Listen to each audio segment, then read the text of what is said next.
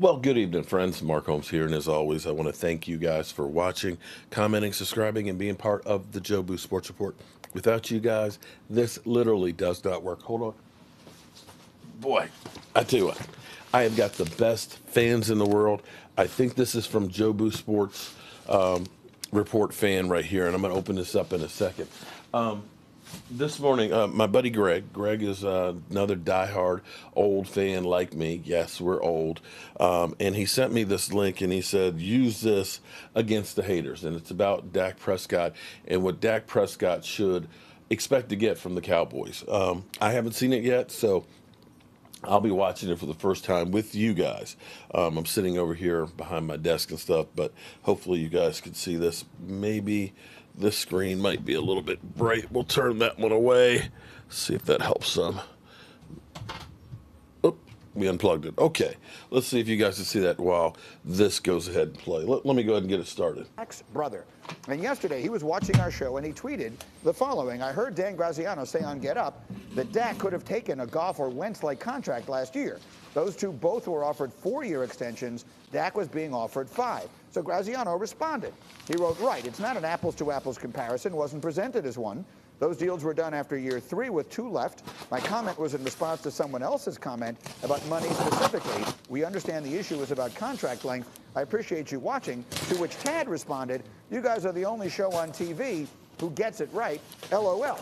So again, we present this to you in part because it is maybe the only reasonable and dignified conversation that we've seen on that social medium maybe in my entire life. I've never seen two people go back and forth in as civil a way as the two of you did there. And Dan, that is the point here, right? That he was trying to make sure people recognize. It can be done. The Dak side of this. It can be done. Is that it's not about money, right? I mean, for all the people who will say, why don't they just give him his money? Dak wants you to know it's not the money. Right. Yeah, I mean, NFL contract structures are very, very complicated. When Wentz and Goff did their deals, they each had 2 years left on the deal. They did extensions that allowed their teams to do kind of what Dallas wants to do, right? Extend it out, defray the cap hit. Wentz's contract is all kinds of structured with roster bonuses that pay at different times during the deal and all that. Dak has made it clear he wants the shorter contract.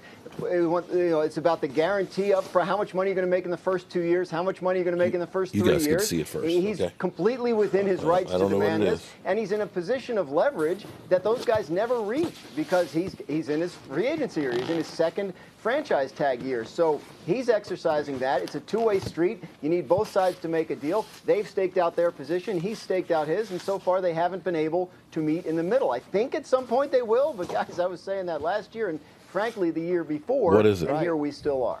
He also has leverage because at this point it's no longer arguable. He's just been better than Jared Goff or Carson Wentz. And he's just been a better player. That's been a debate here on the show for a long time. There's no longer any room for debate. Now, at the beginning of this hour, Neek, I asked you, and again, those of you who watch the show, you know, Neek is sort of the representative and spokesperson for Dak here. I asked you, will Dak play 0 more years, 1 more year, or more than that in Dallas? And you said more than that. So you are confident that one way or another they will get a long-term deal done. Yeah, I mean, I base it off of Dak's behavior and the things that he's done publicly. Like, he's never done anything that, with the exception of not signing the deal that they gave to him, he's never done anything to suggest that he wants out of there. And I do think that I've become the Dak Prescott kind of representative on this show, not because I love Dak all that much more than anybody else, although I probably do, but it's because I have 2 functioning eyeballs. And back in the day, when people were watching games, they're like, oh, Dak is being carried. You watch those games, that was not true. And now we've all finally had it exposed to us, and it kind of feels like an insult to now compare Dak or have him in the same conversation as Carson Wentz and Jared Goff. Like, they're not even in the same league as far as production is concerned and as far as carrying the weight of a particular offense. So I think that Dak does stay there, in part because I don't see him as the type of guy that forces his way out.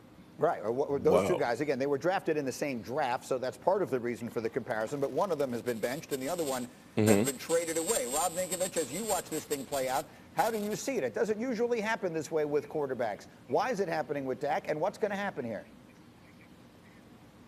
I think it's going to work out. I think they'll get a deal done.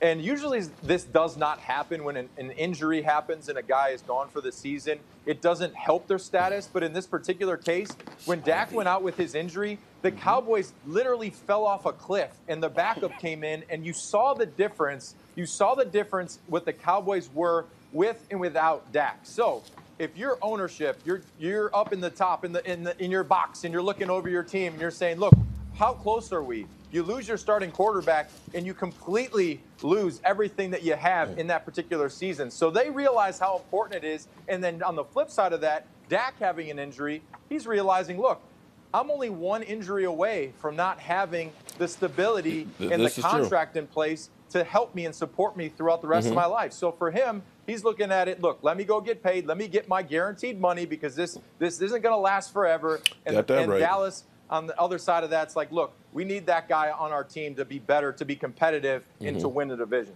Right, I get it. That the worst fear of any football player is having the kind of injury we have to pixelate on the screen to show it again. But having said that, Dominique, Kirk Cousins, I keep going back to this. Oh, geez. Kirk Cousins has made more money than any player in football over the last 5 years. And he's not nearly as good as Dak Prescott is. So this path has been proven to work.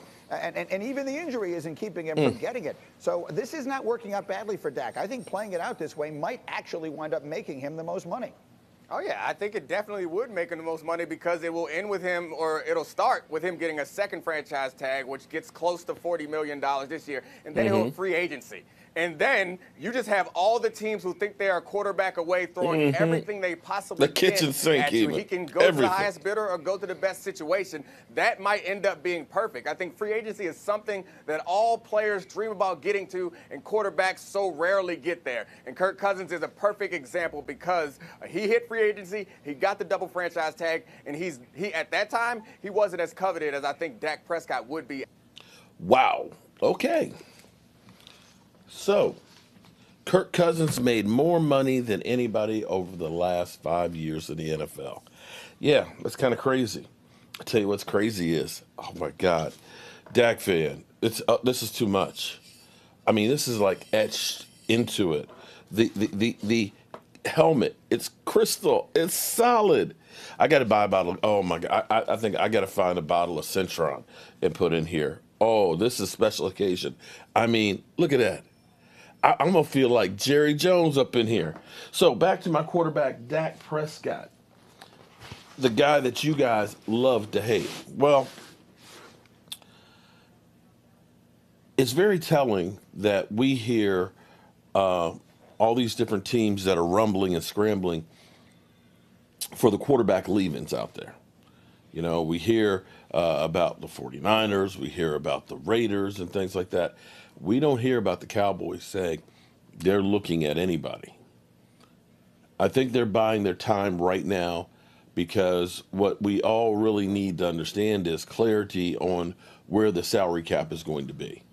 And I think that's one of the things that they're waiting for, that, and they're trying to let as much time go through to see how well that ankle is really healed. And I think as we get closer and closer to the franchise signing, which is January. I'm drunk already. This Decatur is so good, I'm literally already drunk. But February 23rd, less than 3 weeks from now, we'll have clarity on whether or not the Cowboys are going to tag him. I would not be surprised if they tagged him just to buy a little bit more time to make sure that the ankle is where it's going to be and to make sure they know where the salary cap's going to be. We know the floor is 175. We've heard that they expect it to be a little bit higher than that, somewhere around the 180, 185, which could be an additional $10 million or so more to spend. And then they know how many contracts they'll have to restructure to get this thing done. So with that being said, I am going to go ahead and end this. And I'll wait for all the comments from all the Dak haters. As always, I want to thank all of you guys and you wonderful ladies for all that you do to help me make the Jobu Sports Report what it is. Oh, one other thing, too. I'm not sure which person, because I can't find the email. One person ordered a rack, but they wanted me to do a red stripe on the hat rack. Email me again with the person who wanted that, so I can make sure. I'm hoping that yours didn't already get sent without the red stripe. But email me so that way I can figure out how to exchange it or just get you another one. As always, I appreciate you guys. Peace.